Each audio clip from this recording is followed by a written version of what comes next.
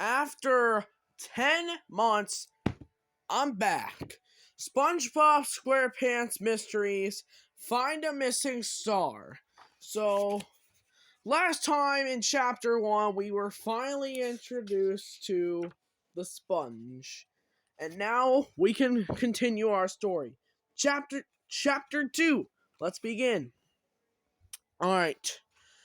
Patrick, SpongeBob repeated uncertainly. Where are you? He couldn't understand why his best buddy wasn't right outside the Krusty Krab, patiently waiting for him. Patrick had said, "See you then," when he parted this morning. "See you then" was like a promise. A best friend forever promise. They were supposed to have best buddies fun together. Patrick, SpongeBob called, cupping his hands around his mouth. Where are you? He turned in a circle, looking in every direction, but Patrick was nowhere to be seen. SpongeBob thought. Maybe he got caught up in something he was doing at home. Something that happens to me. I'll be so interested in what I'm doing.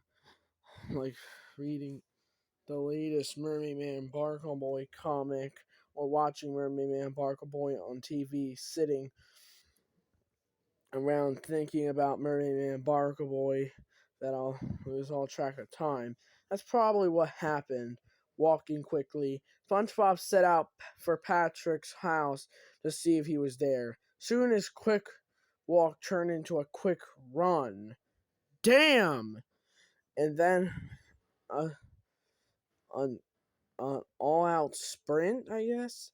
By the time he reached Patrick's rock, SpongeBob was breathing hard. "Patrick," he managed to gasp, "are you home?" He knocked on the rock several times, but there was no answer. SpongeBob panicked. What had happened to his best friend? Was he lost, stuck, hurt? He had to find him right away. Patrick, where are you, you fat star?"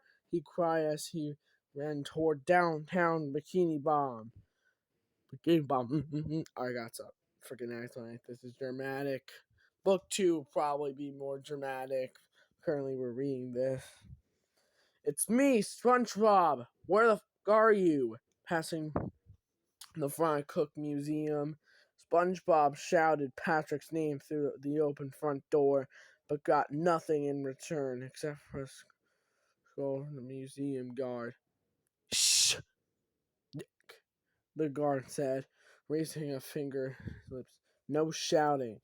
SpongeBob seriously doubted Patrick would ever go to the Fry Cook Museum without him in any way. It was one of the many things he'd love to do together. Alright, page 10. So this chapter goes up to page 14. Alright. Still calling Patrick's name, SpongeBob passed the shady shoal home, piped down, ya whipper snapper, one of the residents. Hold on. My ear's just itchy. One of the residents barked back at him, shaking the wrinkly fist. "People are trying to nap for the rest of their lives." He settled back down in his rocking chair, closed his eyes. Sorry, respected elder." SpongeBob apologized. "Hooligan?" The old-timer muttered at SpongeBob, ran past him out of sight. "Patrick!" SpongeBob yelled as he jogged by Mrs. Puff boating school. But the only person that was Mrs. Puff working on the clean in the empty classroom when he heard SpongeBob shouting. He stuck her head out a window and told him, "Patrick's not here." SpongeBob Have you seen him today, Mrs. Puff? Have you seen him today, Miss Puff? SpongeBob asked. No, I haven't, she said. Did you check to make... my there's just something stuck in my hand. Did you check to make sure he wasn't home? SpongeBob wanted to scream out. Of course I did. That's the first place I looked. But he didn't want to be rude to his favorite teacher, so he just said, yes, Mrs. Puff, I did. Well, I'm sure he'll turn up, Mrs. Puff. I'm not sure what that's her least favorite student. And even when you hoping that maybe someone will just go away and never come back, she said, staring at SpongeBob. They'll always show up again. Okay, Mrs. Puff, said looking puzzled. Thanks, see you in class. He really didn't understand her comment. She had to know that he would never hope and dream that Patrick would go away and never come back, never wandering among the busy streets of downtown Bikini Bottom, calling out his uh his best friend's name. SpongeBob got lots of annoyed looks from strangers in business suits, but saw no sign of Patrick. At the edge of downtown area, SpongeBob called out, Patrick, and finally got a response from a guy sitting on a bench who looked up from his copy of the Bikini Bottom. What? Yes?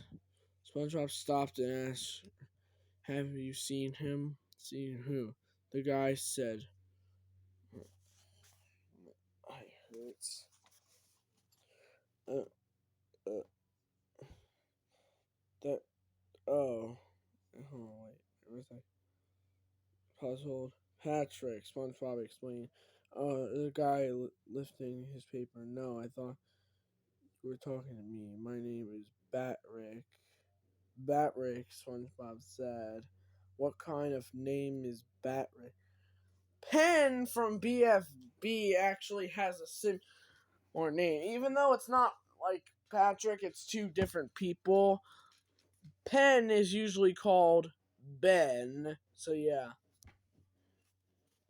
Even though it's two different people, it's still a fun fact. Wait, hold on. The last page? No, oh, wait, no, it's not. A perfectly good name. The guy snapped it.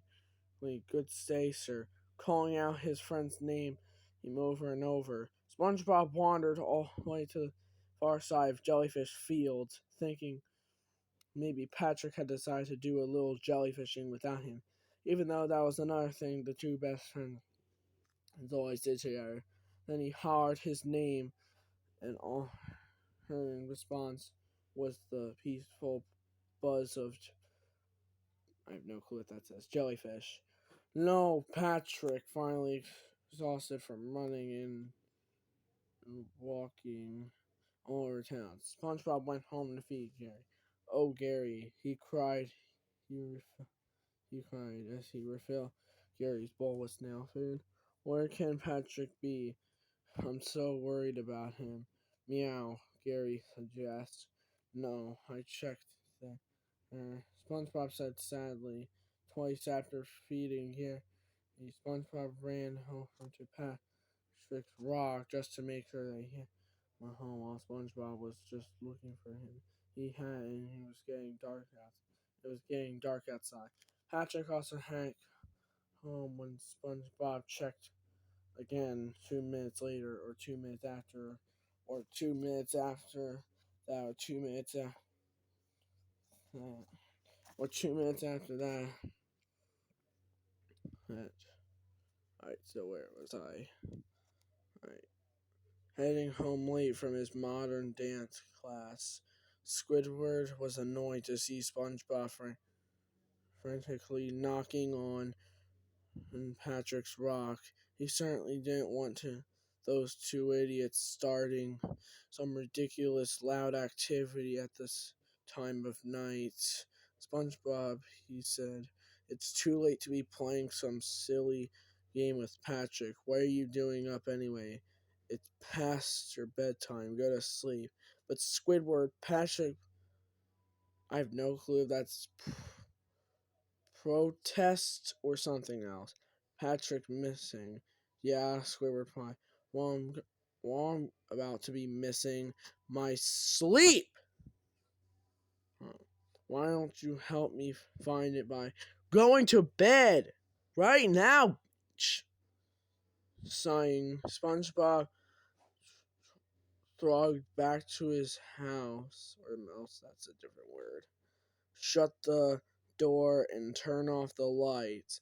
He climbed the stairs to his bedroom and tucked Gary in for the night. Oh, Gary, SpongeBob sobbed. How can we possibly